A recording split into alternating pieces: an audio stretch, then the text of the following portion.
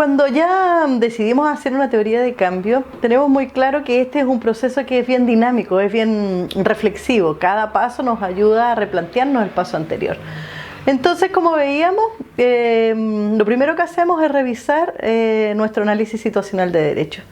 ¿Para qué? Para tomar una decisión con respecto a cuál es el cambio posible y deseado. Hemos visto que es clave entender que la teoría de cambio no es una metodología que se ocupe de manera personal, ni es un ejercicio que se hace en un escritorio, ¿cierto? Es una decisión estratégica de parte de los equipos y de las organizaciones a pensar junto a una estrategia de cambio. Entonces, claro, quienes elaboran la teoría de cambio, el equipo, actores clave, los niños, es importante que tengan conocimiento de cuáles son las informaciones claves del análisis situacional. ¿Para qué? Para tomar una decisión con respecto a cuál es el cambio posible y deseado que vamos a considerar alcanzar con el tiempo que tenemos para hacer un proyecto. Por supuesto, esta es una primera propuesta, ¿cierto? El tercer paso que hacemos, decidimos cuáles son. El grupo decide cuáles son los cambios estratégicos clave a desarrollar que cumpliéndose permitirían alcanzar el cambio deseado, ¿cierto? Del proyecto. Como vemos, la definición de los dominios de cambio ayuda a ir ajustando el cambio deseado. Y por supuesto, mientras más diálogo y reflexión tenemos, más elementos tenemos para que estos dominios de cambio sean dominios de cambio estratégicos, contextualizados de acuerdo a la realidad. Siempre vamos pensando en función de lo que conocemos del contexto y por supuesto los que están participando están poniendo también sus propios conocimientos, recursos y entendimientos sobre la realidad y ese contexto. En el paso 4, ¿qué hacemos? Nos detenemos a pensar en la estrategia, vale decir, ¿qué cambios son claves para alcanzar esos dominios de cambio? ¿Sí? Y cuando en el paso 4 utilizamos la revisión de los supuestos, estamos pensando a través de los supuestos una forma de chequear, enriquecer cuáles son estas vías de cambio. Luego escribimos las actividades, ¿cierto? ¿Cuáles son las acciones que nosotros como equipo vamos a desarrollar, vamos a generar para que estos cambios se produzcan en los distintos actores? Cuando ya tenemos ese esquema elaborado gráficamente, siempre es bueno dejarlo reposar un poquito, ¿cierto? Lo dejamos ahí, lo retomamos en un par de días y lo revisamos. Esta revisión implica una revisión que tiene que ver con una revisión global, ¿sí? Contamos con los recursos y las capacidades para impulsar esta estrategia que hemos construido. Sí, no, ¿qué necesitamos? ¿Qué necesitamos ajustar? ¿Qué deberíamos recortar? ¿Qué es posible ahora? ¿Qué capacidades debería contar nuestro equipo para poder impulsar esto? Y esto nos permite entonces planificar. Pero antes de tomar estas decisiones gruesas, siempre es importante tener claro si aún nuestra teoría de cambio o nuestra estrategia de proyecto, porque eso es lo que refleja la teoría de cambio, todavía está utilizando los lentes del enfoque derecho. Y entonces aquí es súper útil utilizar estas herramientas de chequeo que hemos venido hablando, ¿cierto? Nuestro dominio de cambio y nuestro cambio deseado, ¿cierto? Se encajan en al menos 3 de los 5 dimensiones de cambio que veníamos hablando.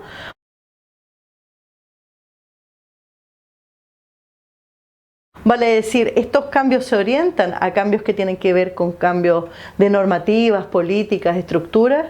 Se orientan hacia cambios que tienen que ver con las capacidades de los actores estatales en sus distintos niveles.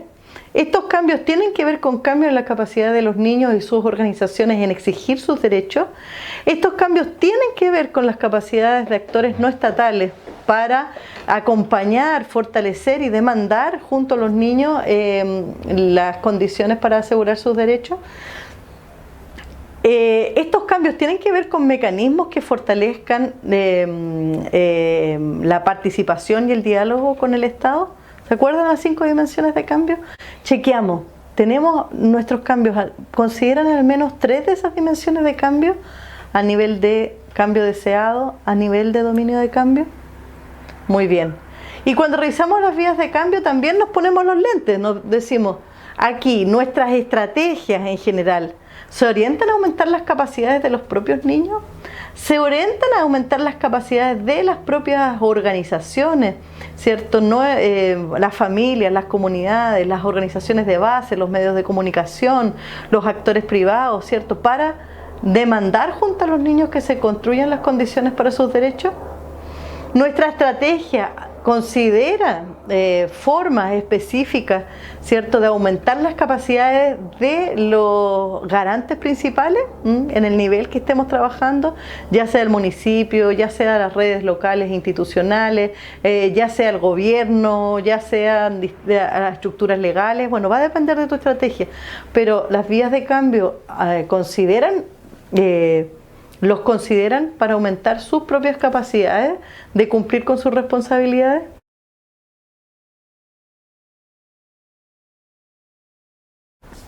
Cuando nos hacemos estas preguntas, entonces podemos ir viendo y dialogando si estas están presentes, de qué manera están presentes y de qué manera podemos ajustar, ¿sí?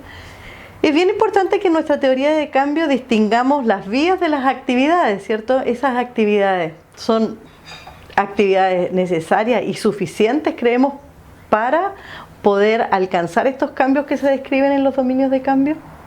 Cuando tenemos este chequeo, entonces sí pensamos, bueno, poner en práctica esta estrategia. ¿Contamos con los recursos necesarios para ponerla en práctica, para implementarla? Estos recursos nos referimos a los recursos financieros, los recursos también en cuanto a capacidades y conformación de los equipos. Teniendo esto claro, ya podemos transformar la estrategia y traspasarla en distintos formatos, ¿cierto?